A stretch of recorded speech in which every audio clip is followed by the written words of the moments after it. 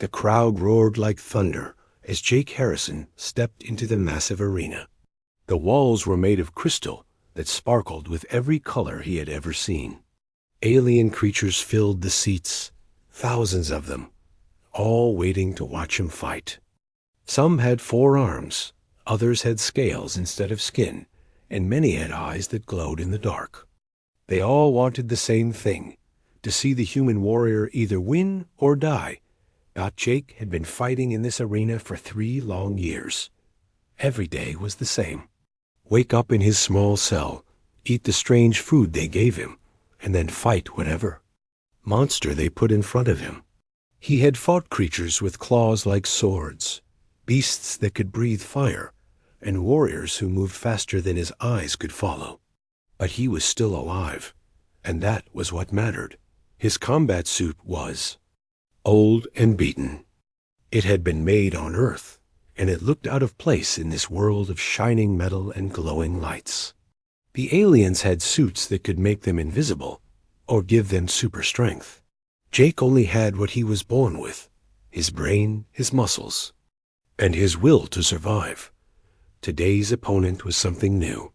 It stood 12 feet tall and looked like a giant bug. Its body was covered in black armor that seemed to grow from its skin. 6 arms ended in claws that could cut through steel, and its eyes were like 2 red flames. The creature clicked and hissed as it moved, and green liquid dripped from its mouth. High above the arena floor, in a special box made of gold and silver, sat the royal family of the Zephyrian Empire. The Zephyrians ruled over dozens of planets and hundreds of different alien species. They had blue skin that seemed to glow from within, and they wore crowns made of crystals that floated above their heads without touching. Princess Lyra sat in the front of the royal box. She was young, maybe 20 years old in human terms, and she thought she was better than everyone else. Her skin was the brightest blue of all the royals, and her crown had more crystals than anyone else's. She wore robes that changed color as she moved, and rings on every finger that sparkled like stars. "Look at this ugly human," Princess Lyra said loudly, making sure everyone around her could hear. "How can such a weak creature think it belongs in our arena? Humans are so slow and stupid. They have no special powers, no advanced technology, and no honor. This one will be dead in minutes."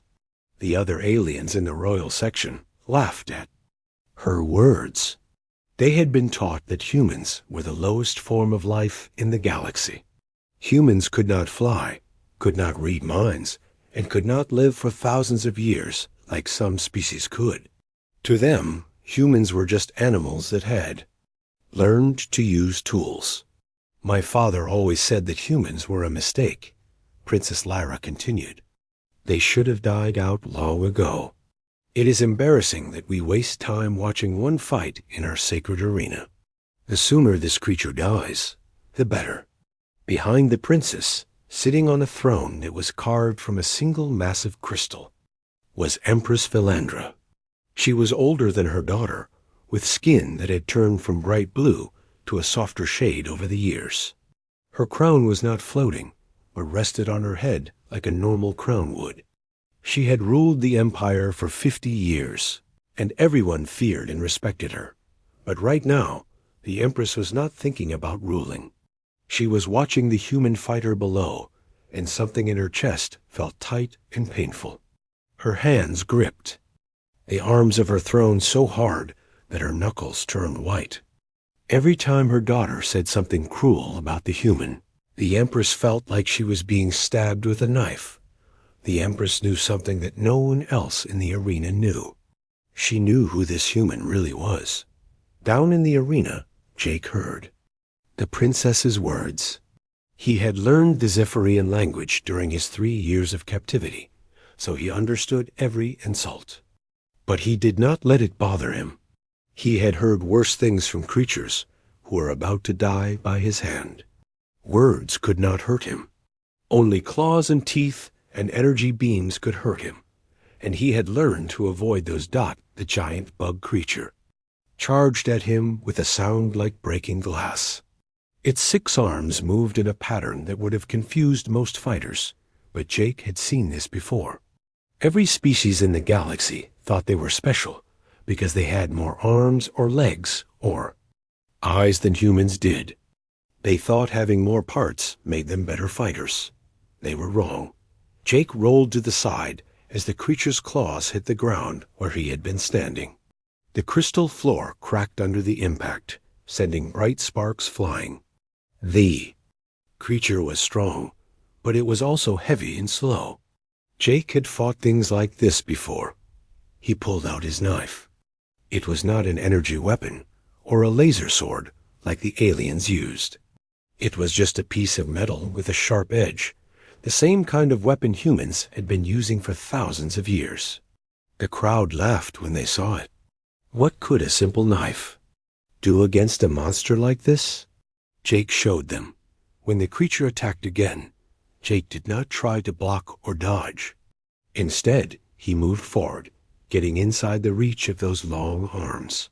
The creature tried to grab him, but Jake was already moving.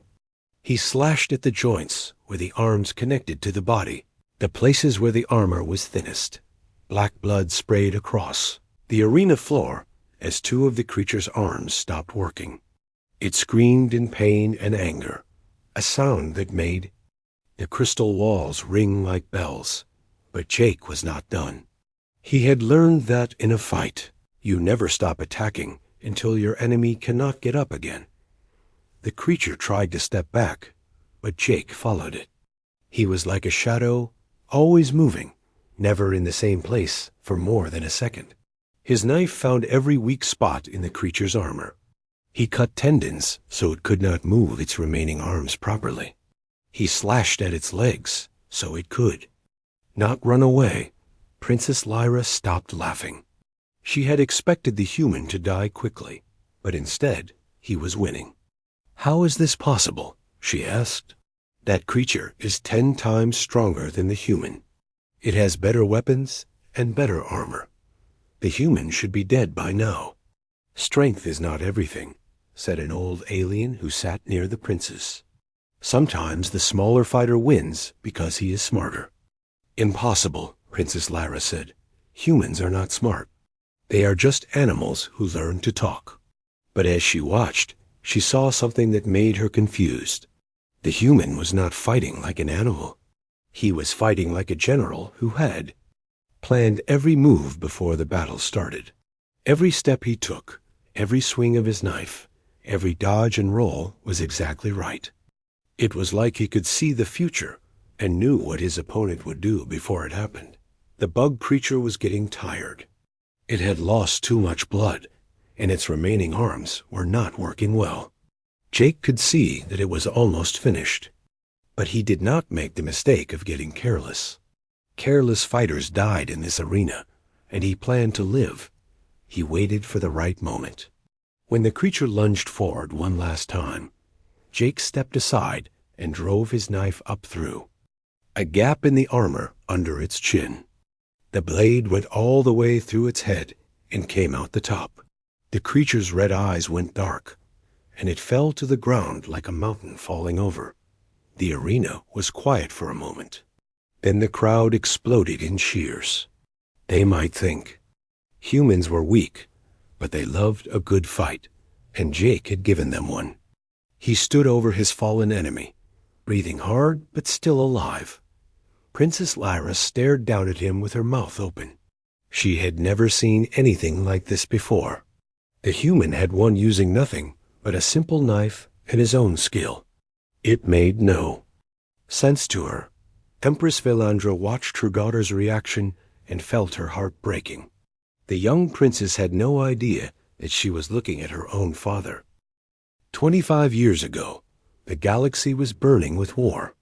The human colonial forces and the Zephyrian Empire were fighting over a planet called Kepler 442b. This planet had special crystals that could make spaceships travel faster than light. Both sides wanted these crystals, and both sides were willing to kill for them. Lieutenant Jake Harrison was 28 years old then. He was part of a special team of human soldiers who did the most dangerous jobs. While the big armies fought in space, Jake and his team went behind enemy lines. They would sneak into alien bases, blow up supply ships, and gather information about enemy plans. Jake was good at his job. He could move through enemy territory without being seen. He could fight with guns, knives, or just his bare hands. Most importantly, he could think fast when things went wrong. His team trusted him because he always found a way to keep them alive. The war had been going on for 3 years, and both sides were getting tired. Millions of soldiers had died, and whole planets had been destroyed. The humans were fighting for their right to explore new worlds. The Zephyrians were fighting to keep their empire strong. Neither side wanted to give up. Jake's mission was to destroy a Zephyrian supply base in the mountains of Va, Kepler 442b. The base was hidden in a deep valley where human ships could not see it from space. Jake and his 5-man team had to walk for 2 weeks through dangerous jungle to reach it. On the 10th day of their mission, they heard the sound of an explosion coming from somewhere ahead. Jake told his team to wait while he went to investigate. He climbed to the top of a rocky hill and looked down into a canyon below. There, crashed at the bottom of the canyon, was a small Zephyrian scout ship. Smoke was rising from its broken engines, and pieces of metal were scattered everywhere. Jake could see that someone had been thrown from the ship during the crash. Any good soldier would have walked away. The alien was probably dead anyway, and even if she was alive, she was the enemy. Jake's job was to kill Zephyrians, not help them. But as he watched through his binoculars, he saw the alien move slightly. She was still alive. Jake made a decision that would change his life forever. He told his team to continue the mission. Without him, he would catch up with them later. Then he climbed down into the canyon to help the enemy soldier. The alien was a young Zephyrian woman. Her blue skin was pale from blood loss, and her left arm was broken. A piece of metal from the ship had cut a deep wound in her side, and she was unconscious. Jake could see that she would die soon if she did not get help. He carried her to a small cave hidden behind some rocks. Using his first aid kit, he cleaned her wounds and bandaged them as best as he could. He gave her water and some of his food. Then he waited to see if she would live or die. When the Zephyrian woman woke up 2 days later, she was confused and scared. She tried to get up and run away, but her injuries were too serious. Jake spoke to her in her own language. He had learned some Zephyrian words during the war, so he could understand enemy radio messages. "I will not hurt you," he said. "You are safe here." The woman stared at him with wide eyes. She could not believe that a human soldier was helping her. "Why?" she asked. "We are enemies." "You should kill me." "You are hurt," Jake said simply. "I do not kill hurt people who cannot fight back." The woman told him her name was Andra. She did not tell him that she was a member of the royal family. She said she was just a scout pilot who had been flying a routine mission when her ship was hit by lightning. Jake believed her because he had no reason not to. For 3 weeks, Jake took care of Andra while she healed. He brought her food and water. He changed her bandages. He told her stories about Earth and asked her about her home planet. During the day, he would leave the cave to watch for enemy patrols. At night, they would sit by a small fire and talk. Andra was surprised by how kind Jake was. She had been taught that humans were cruel and violent, but this human was gentle with her wounds and patient with her fears. He made her laugh with funny stories about his childhood. He shared his food even when he did not have much. Jake was also surprised. He had expected all Zephyrians to be cold and proud like the ones he had fought in battle. But Andra was curious about everything. She asked him questions about human music, human food, and human families. She seemed sad when he told her about the friends he had lost in the war. As the days passed, something grew between them that neither of them expected. It started as friendship, but it became something deeper. They would sit close together by the fire, talking until the sun came up. Jake would help Andra walk around the cave as her leg got stronger. Sometimes their hands would touch, and both of them would feel something electric. "This is wrong," Andra said one night. "We should not feel this way about each other. Our people are at war." "I know," Jake said, "but I cannot help how I feel. When I look at you, I do not see an enemy. I see someone who makes me want to be a better person." Andra looked at him with tears in her eyes. "My people would call me a traitor if they knew. Your people would do the same to you." "Then we will not tell them," Jake said. "What happens in this cave stays in this cave." But they both knew it was not that simple. Andra's injuries were almost healed, and soon she would have to leave. Jake's team was probably looking for him, and he would have to return to the war. Their time together was running out. On their last night in the cave, they made love under the alien stars. It was gentle and desperate at the same time, because they knew it might be the only time they would ever be together. They held each other until morning, neither of them wanting to let go. When the sun came up, they could hear the sound of Zephyrian search ships in the distance. Andra's people had finally found her. She had to go, or they would both be in terrible danger. Before she left, Andra gave Jake a small crystal pendant. It was blue like her skin and warm to the touch. "This is so you will remember me," she said. "No matter what happens, no matter how long we are apart, I will never forget what you did for me." "I will find you when this war is over," Jake promised. "Somehow I will find you." Andra kissed him one last time. "I will be waiting," she said.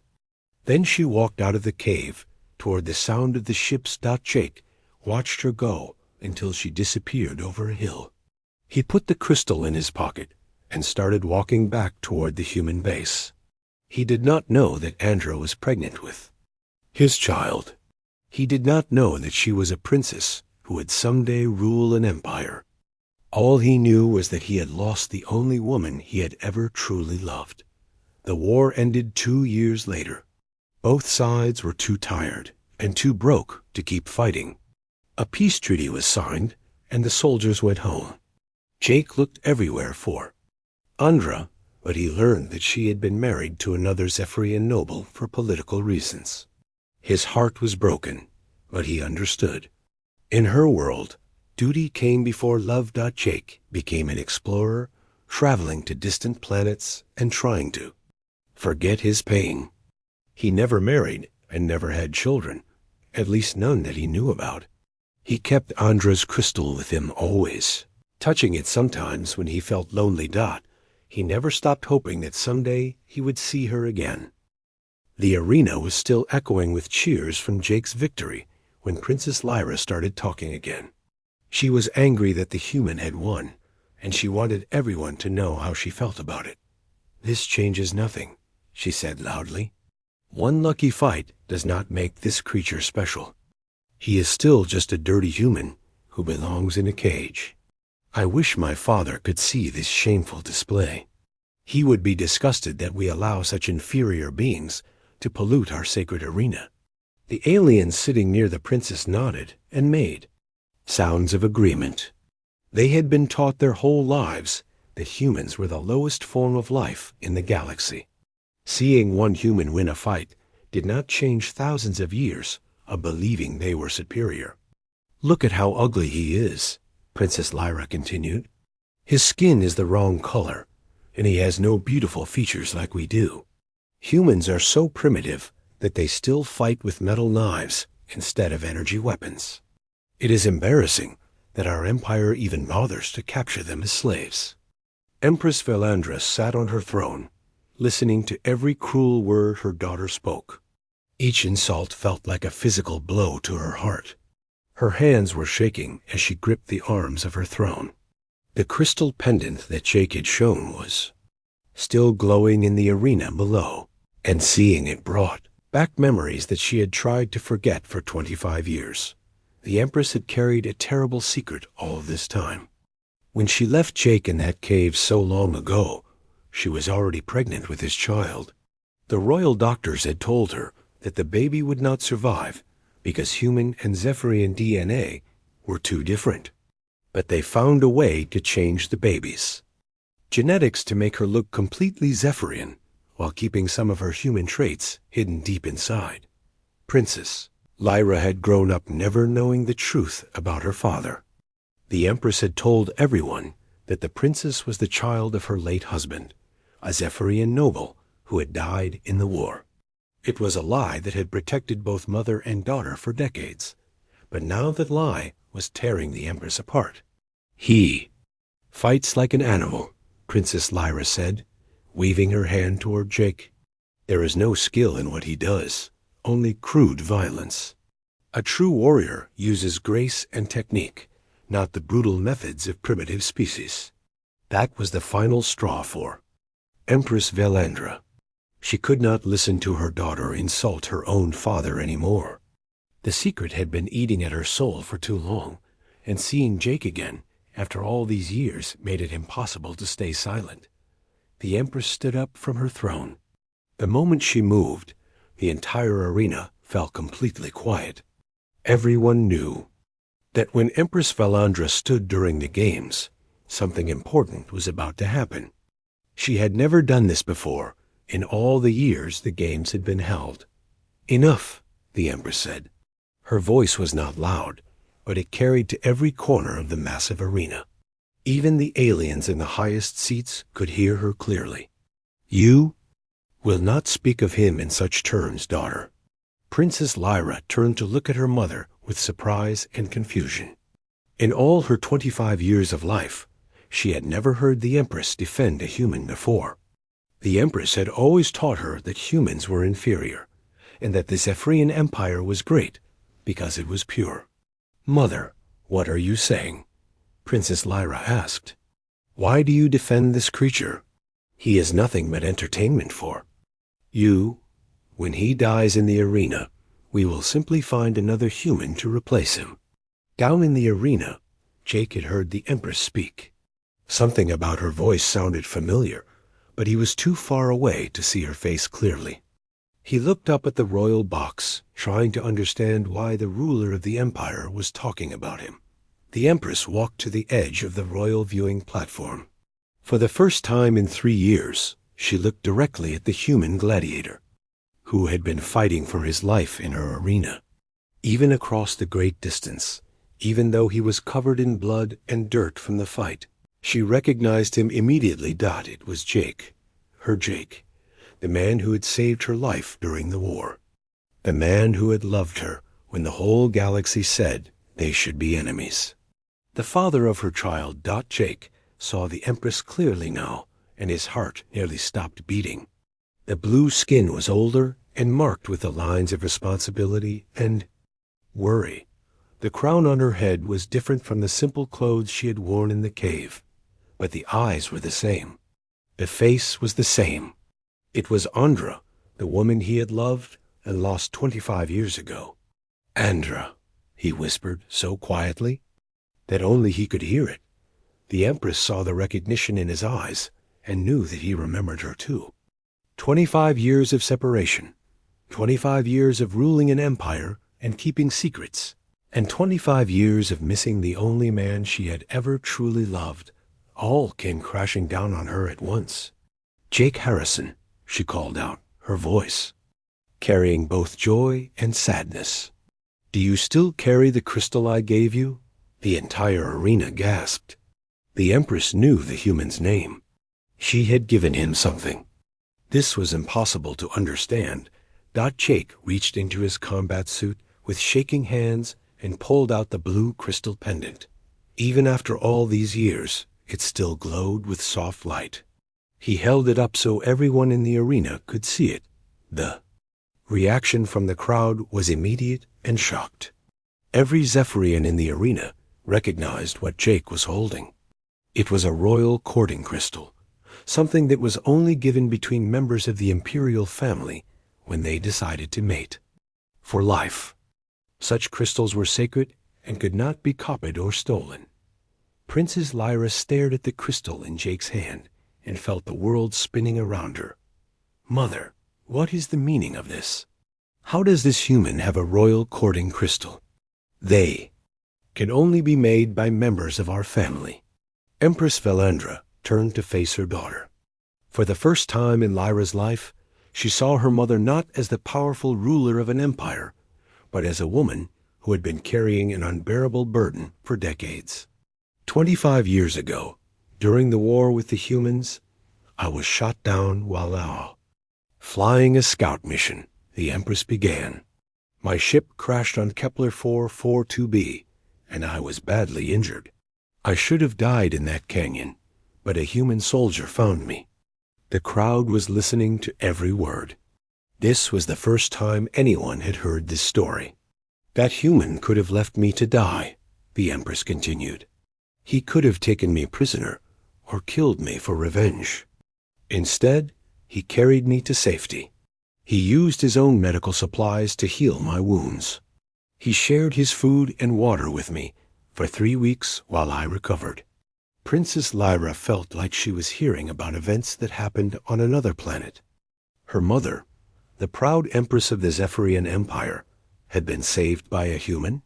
That human showed me that honor and compassion exist in every species, the Empress said. He taught me that the war was wrong, that we were fighting each other, when we should have been trying to understand each other. He protected me when his own people would have called him a traitor for helping an enemy. Jake stood in the arena, remembering those 3 weeks in the cave. They had been the happiest time of his life, even though they were surrounded by war and danger. The human who saved my life was Jake Harrison, the Empress said, her voice growing stronger with each word. And you, my daughter, are the child born of the love we shared in that cave. The words hit Princess Lyra like a lightning bolt.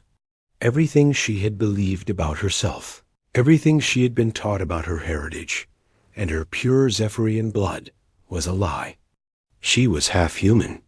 The species she had been mocking and calling inferior was part of her own DNA.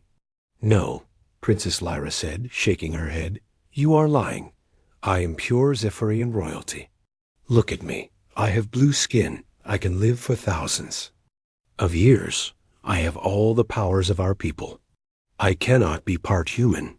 But even as she spoke the words, Princess Lyra was starting to see things that she had never noticed before. Her tactical thinking in battle was different from other Zephyrians. Her ability to adapt quickly to new situations was unusual. Her stubborn refusal to give up when things got difficult was not a normal Zephyrian trait. Jake looked up at the young woman in the royal box and felt his heart breaking. This was his daughter. The child he never knew existed had grown up hating everything about humans, including the father she had never met. The arena was completely silent as everyone tried to process what they had just learned. The princess of the Zephyrian Empire was half human. The implications were staggering. The days after the revelation were the hardest in the history of the Zephyrian Empire. News spread quickly through all the planets under Zephyrian control. The princess was half human. The pure bloodline that had ruled for thousands of years was no longer pure. Some aliens were angry, some were confused, and some began to question everything they had been taught about humans. Jake was moved from his prison, celled to a room in the royal palace. It was strange for him to sleep in a soft bed and eat real food after 3 years of living like an animal. But the strangest thing was knowing that somewhere in this same palace was his daughter, a daughter who hated him and everything he represented. Princess Lyra had locked herself in her private chambers and refused to see anyone. She would not talk to her mother. She would not meet with the royal council. And she definitely would not see Jake. She felt like her entire life had been a lie. Everything she thought she knew about herself was wrong. On the 3rd day, Empress Valandra came to Jake's room. It was the first time they had been alone together since that cave 25 years ago. They looked at each other for a long moment, both of them older and marked by the years of separation. "You look tired," Jake said quietly. 25 years of ruling an empire and keeping secrets," Valandra replied. "It ages a person quickly." They sat down at a small table by the window. Outside, they could see the great city of the Zephyrian capital, with its floating buildings and crystal towers reaching toward the sky. "Why did you never tell her about me?" Jake asked. Valandra's eyes filled with tears. "How could I? When she was born, I had to use genetic modification technology to save her life. Human and Zephyrian DNA are too different. The doctors changed her genetics to make her appear fully Zephyrian, but they warned me that she might still have human traits hidden inside her." "What kind of traits?" "Your stubbornness," Valandra said with a sad smile. "Your tactical thinking. Your refusal to give up when things seem impossible. I see you in her every day, but I could never tell her the truth. The Empire would not have accepted a half-human princess." Jake reached across the table and took her hand. "She hates me. She hates everything about humans. She is confused and angry," Valandra said. "Give her time. She will come around." But time seemed to be the one thing they did not have. Reports were coming in from across the Empire that some of the noble houses were planning a rebellion. They wanted Princess Lyra removed from the line of succession. Some were even talking about overthrowing Empress Valandra for hiding the truth about her daughter's heritage.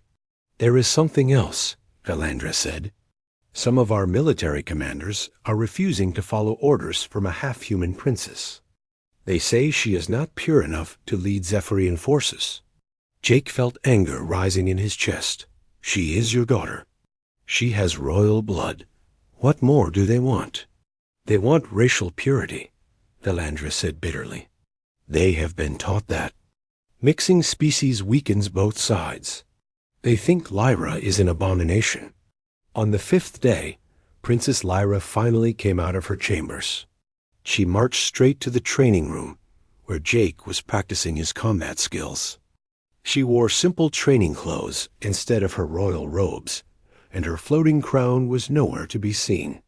"I want to fight you," she said without any greeting. Jake looked at her carefully. She looked like she had not slept in days, and her eyes were red from crying. "I do not think that is a good idea." "I do not care what you think," Lyra snapped. "You are my father, correct? Then prove it. Show me what human fighting skills are supposed to be so great." Jake picked up a practice sword and faced his daughter. "What do you want to prove by this?" "I want to prove that human techniques are worthless," Lyra said. "I want to show that even if I have human blood, I am still better than any human could ever be." They began to fight, and immediately Jake could see his own fighting style mixed with Zephyrian techniques. Lyra was fast and graceful like her mother's people, but she also had the unpredictable thinking patterns that made humans dangerous opponents. She would start an attack one way, then suddenly change direction in a way that would confuse most fighters. But Jake had been fighting for his life for 30 years. He knew every trick, every strategy, and every mistake that young fighters made. When Lyra tried to overwhelm him with speed, he used her momentum against her. When she tried to confuse him with complex attack patterns, he simplified his defense and waited for her to make an error. After 10 minutes of fighting, Jake disarmed her with a simple move that she never saw coming. She fell to the ground, breathing hard and looking up at him with frustration. "How did you do that?" she demanded. "I am faster than you, stronger than you, and I have better weapons." Jake sat down next to her on the training room floor. "You fight like you are trying to prove something. When you fight to prove something, you make mistakes. When you fight to survive, you think clearly." "Humans are supposed to be weak," Lyra said. That is what I was taught my whole life. Humans are not the strongest or the fastest or the smartest species in the galaxy, Jake said. But we are good at adapting. We learn from our mistakes quickly. We work together when we have to. And we never give up, even when things look hopeless. Lyra looked at him with curiosity for the first time. Is that how you survived in the arena for 3 years? That, and I had something to live for, Jake said. What? The hope that someday I might see your mother again. And now I know that I had a daughter out there somewhere, even though I did not know it at the time. They sat in silence for a few minutes. Then Lyra asked, what was she like? My mother, when you knew her during the war. Jake smiled as he remembered. She was curious about everything. She wanted to know about human music, human food, human customs. She asked so many questions that sometimes I could not answer them all. She was brave, but she was also kind. She worried about the soldiers on both sides who were dying in the war. That does not sound like the mother I know, Lyra said. She is the Empress. She has to be strong and cold to rule an empire.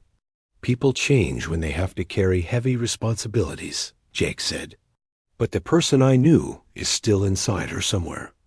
Over the next few days, Lyra began spending more time with Jake. She asked him to teach her human fighting techniques. She wanted to know about Earth, about human history, and about the war that had brought her parents together. Slowly, she began to understand that humans were not the simple, violent creatures she had been taught to believe they were. But their family reunion was interrupted by news that the rebellion was growing stronger. 3 noble houses had declared that they would not recognize Princess Lyra as the heir to the throne. They were gathering military forces and threatening to attack the capital city. They will not stop until they remove me from power, Lyra said during a family meeting in the Empress's private study. Perhaps it would be better for everyone if I gave up my claim to the throne. No, Jake said firmly. Running away never solves anything. If you give up now, it proves that they were right to challenge you. But what can I do? Lyra asked. Half the Empire thinks I am not fit to rule because I am part human. And show them what humans can do, Jake said. Show them that being half human makes you stronger, not weaker.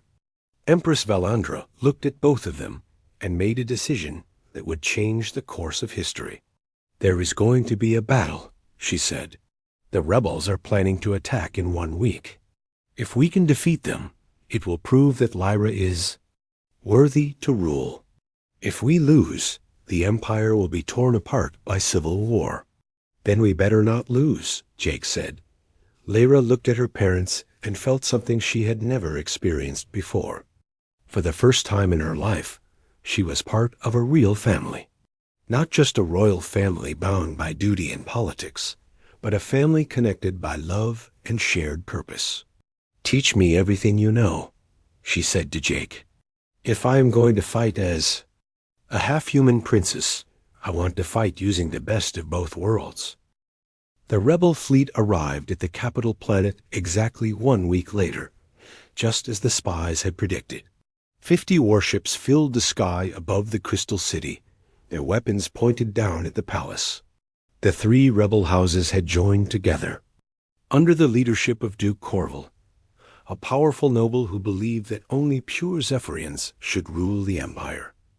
Duke Corval sent a message to the palace that was broadcast across the entire planet. Empress Valandra has lied to the Empire for 25 years. His voice echoed through the city streets. The princess is an abomination, half human and half Zephyrian. She has no right to rule over pure-blooded aliens. Surrender now, and we will show mercy. Resist, and we will take the throne by force. In the palace war room, Princess Lyra stood with her parents and the royal military commanders.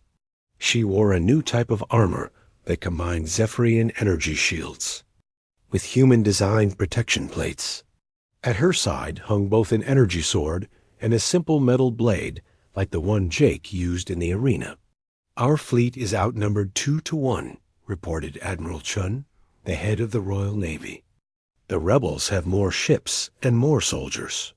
If we fight them in space, we will lose."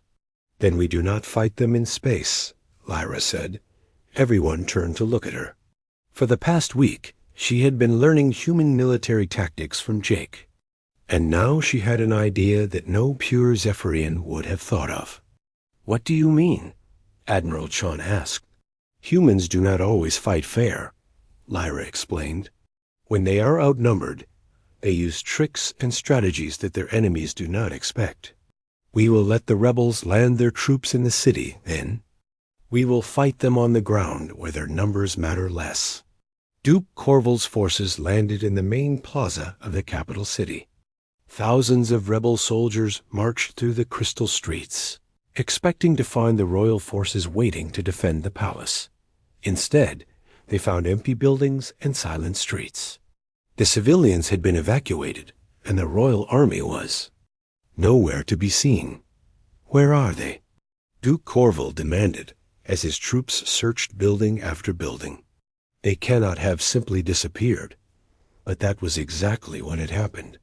Using human guerrilla warfare tactics, Princess Lyra had divided the royal forces into small groups and hidden them throughout the city.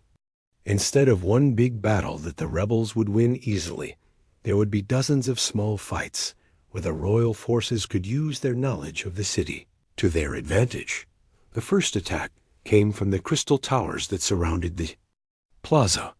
Royal soldiers with energy rifles opened fire from hidden positions high above the street. The rebels had not expected to be attacked from above, and many of them fell before they could find cover. Duke Corval realized too late that he had walked into a trap. "They are using human tactics," he snarled. "This proves that the princess is not fit to rule. She fights without honor." But Princess Lyra was just getting started. She and Jake led a strike team through the underground tunnels that connected the palace to the rest of the city. While the rebels were looking for enemies in the buildings above, the royal forces attacked them from below. Jake had taught his daughter that the key to human warfare was unpredictability. "Your enemies expect you to do one thing," he had told her. "So you do something completely different. Keep them guessing, and they will make mistakes." Princess Lyra put this lesson to use throughout the battle. When the rebels expected her to retreat, she attacked. When they thought she would attack from the front, she came from behind. She used Zephyrian technology in ways that no pure Zephyrian would have thought of, combining energy weapons with human tactics to create new forms of warfare. The turning point came when Duke Corval and his personal guard surrounded the palace. He thought he had Princess Lyra trapped inside, but she was not in the palace at all. She was on top of it, rappelling down the crystal walls with a team of royal commandos. "Surrender, Duke Corval," Princess Lyra called out as she landed in the courtyard behind him. "You are surrounded." Duke Corval turned to face her with hatred in his eyes. "I will never surrender to a half-breed monster. You are not pure Zephyrian. You have no right to rule us."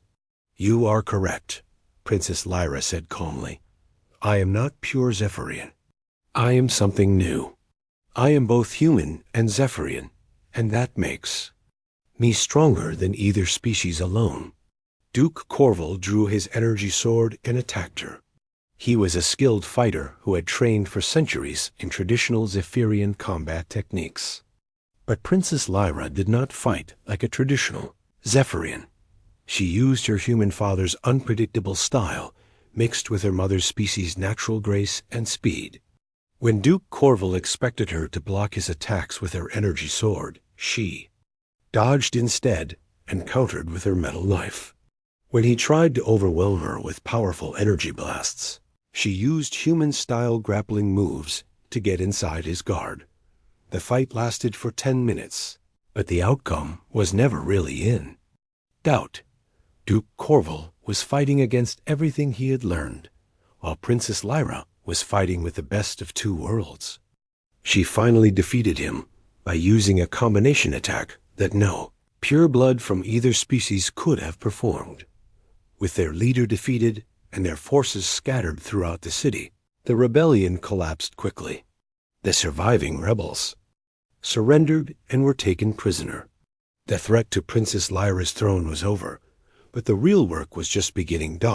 In the days that followed, Princess Lyra addressed the Empire through broadcasts that reached every planet under Zephyrian control.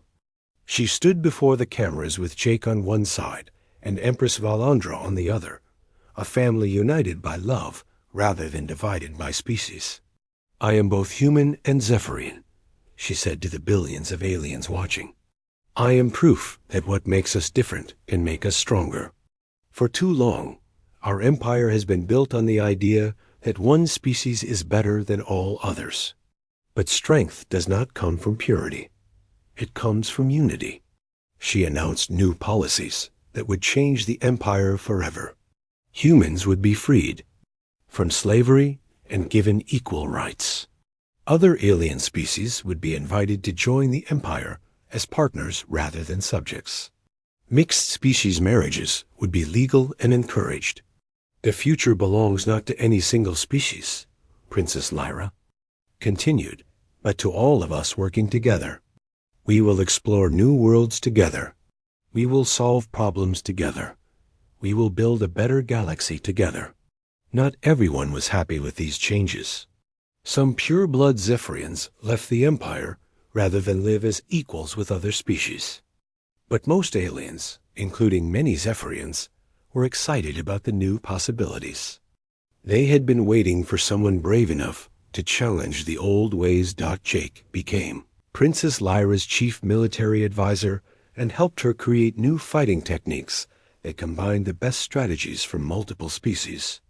The old gladiatorial arena was turned into a training center where soldiers from different planets could learn from each other. Empress Valandra stepped down from the throne and gave full power to her daughter. "It is time for the old generation to make way for the new," she said. "Lyra represents the future of our empire, and that future is brighter than anything we could have imagined." Years later, Princess Lyra became Empress Lyra and ruled over the most peaceful and prosperous period in galactic history. The empire grew to include hundreds of different species, all working together as equals. Wars between planets became rare because conflicts were solved through negotiation and cooperation. Instead of violence, Jake lived to see his daughter become one of the greatest leaders in galactic history. The human warrior who had once fought alone in an alien arena had helped create a new age where no one had to fight alone. His love for a Zephyrian woman during a brutal war had produced a daughter who brought peace to the entire galaxy. The little girl who had once mocked humans became the woman who proved that diversity was strength and that the best way to honor the past was to build a better future.